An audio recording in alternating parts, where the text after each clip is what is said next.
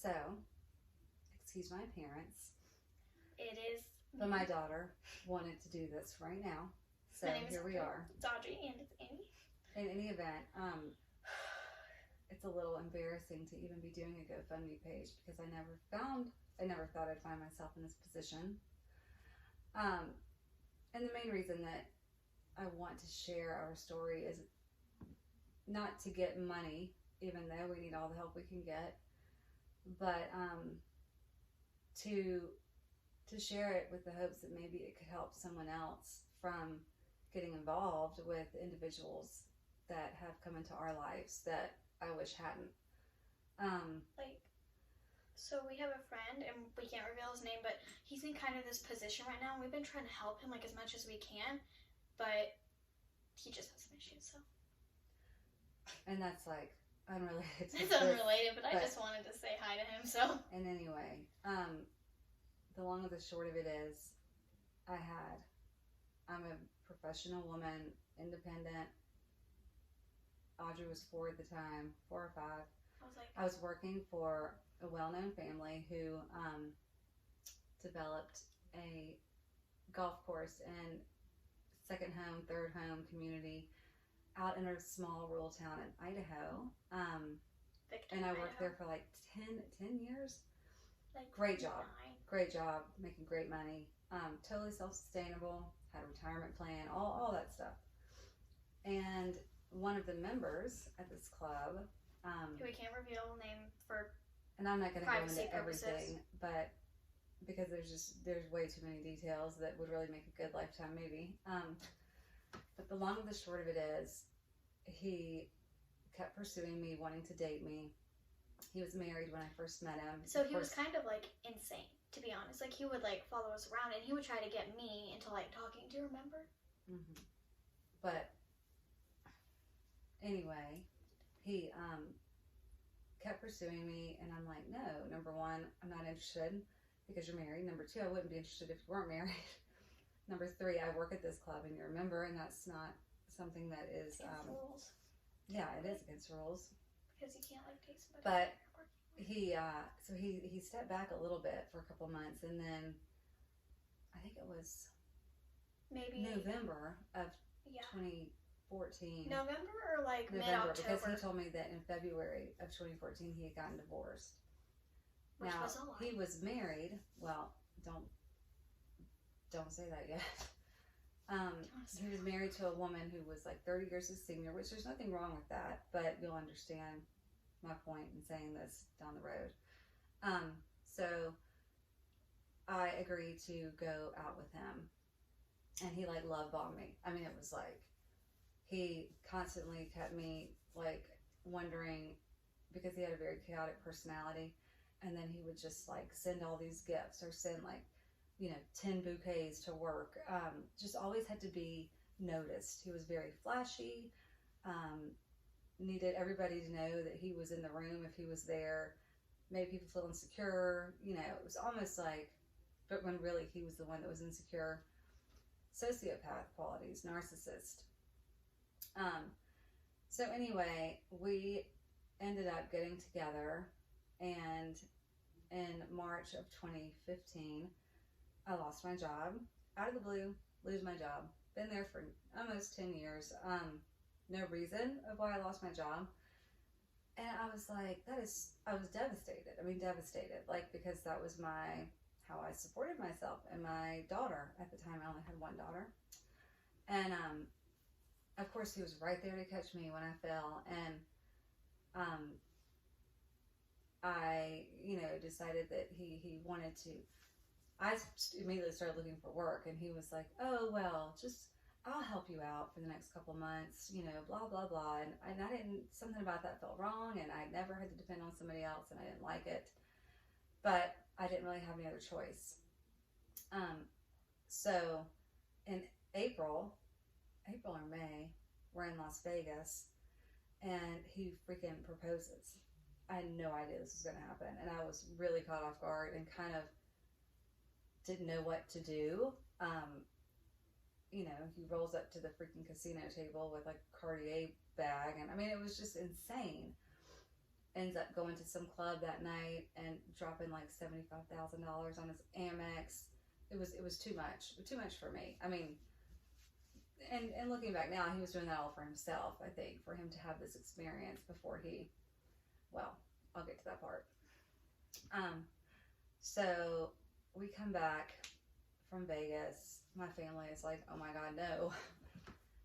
At this point, I'd lost a lot of friends because of him. He was really kind of all I had.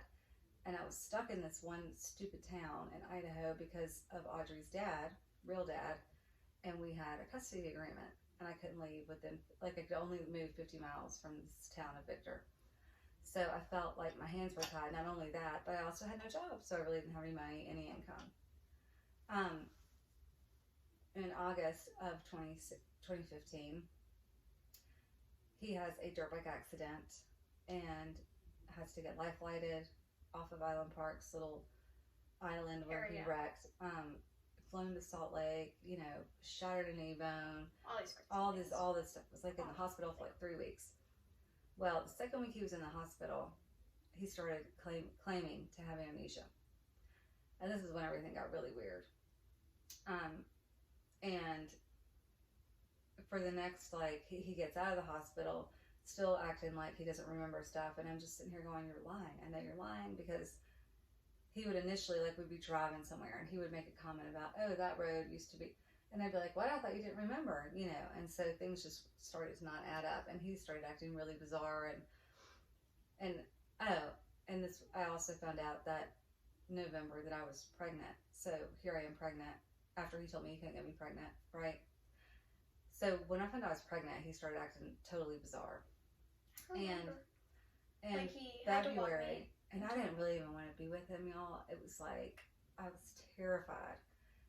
Because he started claiming all these crazy things, just out of he was a manipulator. He was manipulating Audrey to be against me, and I just started seeing more red flags day after day after day, but I didn't know what to do. And so I couldn't talk to Audrey's dad, because then he would use that against me, that I was possibly putting her in an unsafe place, and it was a nightmare. And then in February of 2016, I was 5 months pregnant, and he dies in a car accident. So, of course, I'm devastated, but I'm also this is crazy. How did he just almost die, 5 months prior? Now he is dead. I'm 5 months pregnant, and he had told me that he had a trust, he had all this money, we would be taken care of, blah, blah, blah. By his best friend. Well, yeah, that's a whole, there's just too much, there's so much to this. Yeah. In any event, the day that I was going to view his body, 3 days after he died, I found out he was still legally married. And it was at that point that everything just started crumbling. And I'm talking, it didn't crumble slow. The building went down. Found out he was still legally married. Found out I had no rights whatsoever. Didn't matter that I was a fiance. Didn't matter that I was carrying his child. And then every day after that, I'd find out, he never had a trust. He never worked a day in his life. Everything he told me was a lie. He hadn't been paying the bills for the home that we were living in for the past 4 months. He totaled my car that was paid off. I mean, it just, you name it, it happened. I mean, any bad thing, it just kept coming. But before, was Blizzard before or after he died? Blizzard was before, right? Mm-hmm. Yeah. Okay, so he got me a Great Pyrenees puppy named Blizzard, and I guess she'll explain why we had to. Well, we had, I was 5 months pregnant, and we had 2 little dogs, and then his dog. Named Apple and Truman. Well, and then his dog, Duke, that was a black lab, and then he had gotten Audrey a Great Pyrenees for that Christmas before he died. Mm-hmm. So looking back, all of these things that he did, the engagement and all these, big wow moments were really for himself, because I think, because he kind of always talked about suicide or, checking out. I remember, what we would were you do in the if car I were one here? time, and he said, Audrey, just remember me when I'm dead. Do you remember when he said that? Oh, yeah, and would I still wear my ring if he died? I mean, which I had to sell. I mean, I sold everything the man ever gave me, because I had to put food on the table. And, so we're going to leave it at that, and then we will come back tomorrow with the rest of it, because there's so much to this, and I just want people to know that if you are in a situation with someone that is a narcissist or that is gaslighting you, manipulating you, or if that little voice inside your head is telling you something's not right, it's probably not right. And, you know, I had the sweetest little girl who, She's Annabelle, asleep right now, so. she's sleeping, but I mean, she is a godsend and by far the best thing the man ever did. And I still, as hard as life has been, I'm still so grateful that he's not here to ruin, you know, their lives and to inflict that narcissism and toxicity onto them. So, you know, stuff got very real after that. And there were so many times where I was alone. I was so alone, and there were some extremely dark days. I mean, you know, it was bad. But I also had a lot of spiritual moments, and I really feel like I kind of had this big spiritual awakening out of this traumatic event. But, you know, there is more to this, and we will share as time goes on. But right now, I'm pretty tired. But thank you for listening, and again, we'll see you guys maybe tomorrow. It depends on when we can upload because we got a pretty busy schedule this week. I'm ashamed to have to even be doing this. Yeah.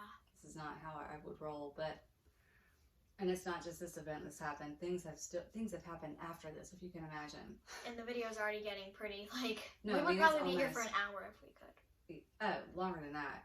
If we described every single the last detail. 3 years are just like, I would not wish it upon anybody. And that's why we're going to come back tomorrow because it's late here. It's so, like, good night. good night. Peace out.